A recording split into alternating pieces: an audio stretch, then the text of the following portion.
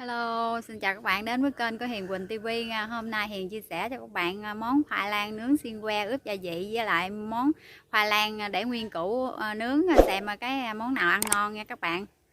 Giờ các bạn đi làm với mình nha. Này bây giờ mình đã chuẩn bị sẵn khoai lang rồi nè các bạn. Này là khoai lang sữa. Sáng mẹ mình mua ở ngoài chợ. Tại nhà mình không có trồng khoai lang và than nè các bạn. Và đường, muối, hạt nêm với lại có ớt nữa cho nó cay cay ngon nha các bạn. Đây là que để lát mình xiên qua khoai lang để mình nướng.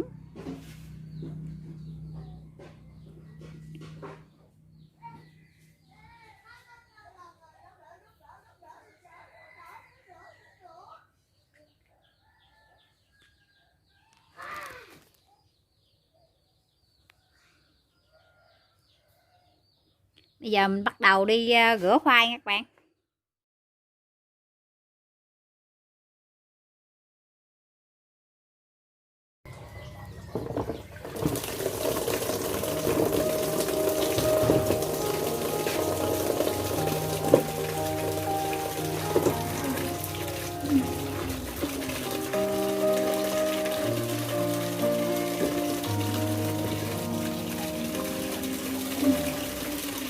Ăn ít nên rửa ít thôi.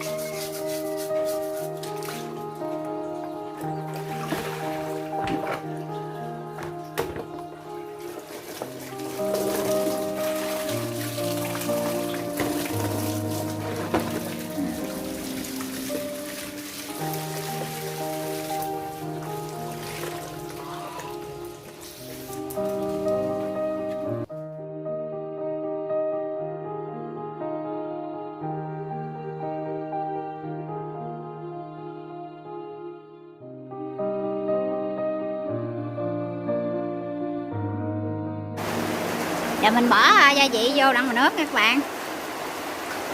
Miếng đường, đường cho vừa ăn thôi, để nhiều quá nó bị khét. Muối và đặc biệt là ớt.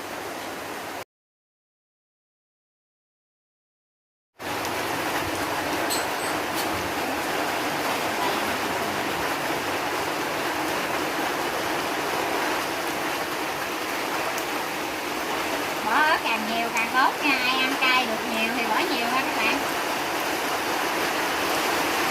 Hôm nay tôi bị trời mưa, giờ tối mù không thấy được. Ở chỗ mình mưa lớn đó các bạn ơi.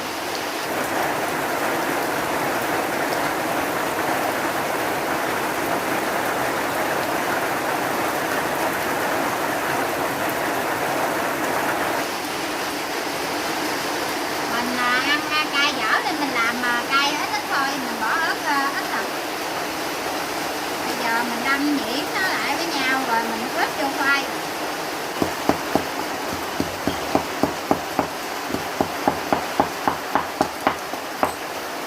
Quên một thứ quan trọng đó là hạt nêm nữa.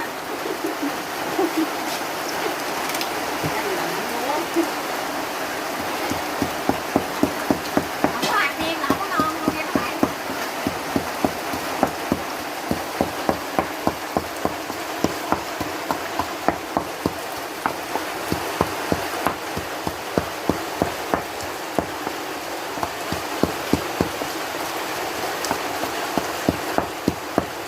Bỏ gia vị vô nữa nha các bạn.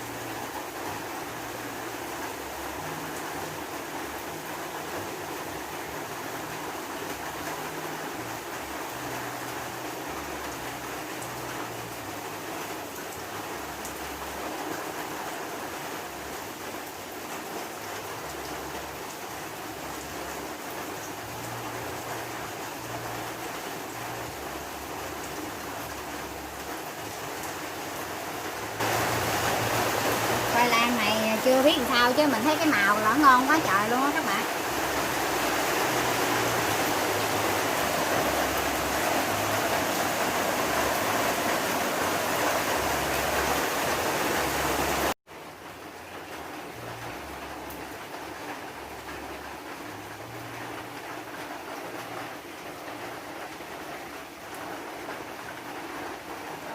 Các bạn ơi, bây giờ tiến hành đi nhóm than để mà mình nướng nha các bạn.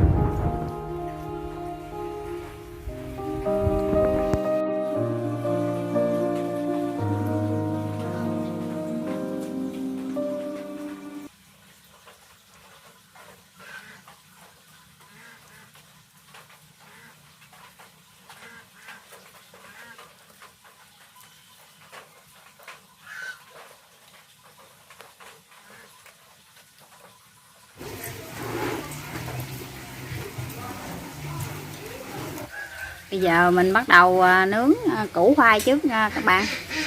Nướng nguyên cái luôn, nguyên củ luôn.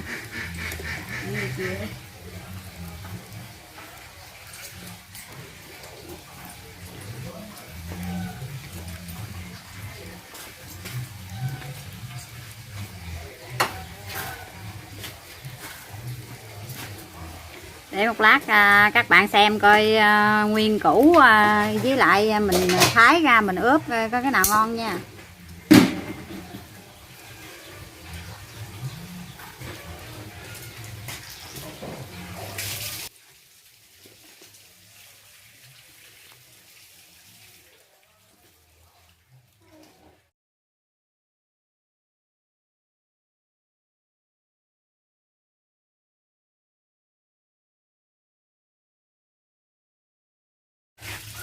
Ăn không biết làm sao chứ bây giờ nghe mùi thơm muốn bể lên mũi luôn rồi các bạn ơi.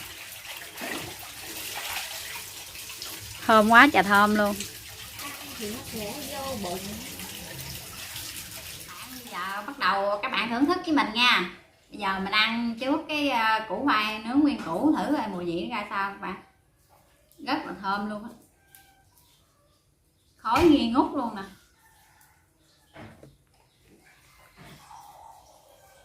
Còn bốc khói luôn nè.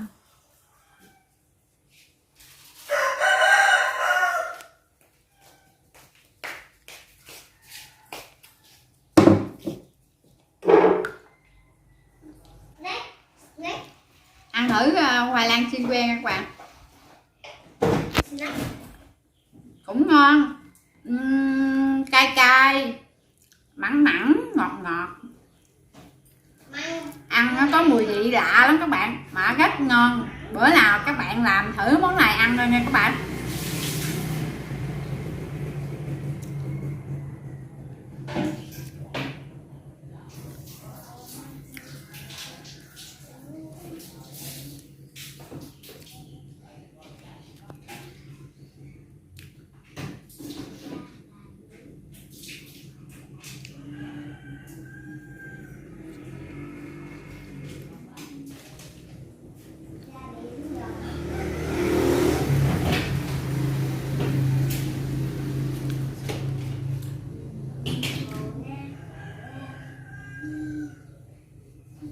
Mình xin kết thúc video tại đây nha các bạn. Các bạn thấy thích thì cho mình xin một like, đăng ký kênh và chia sẻ cho những bạn khác xem nha các bạn.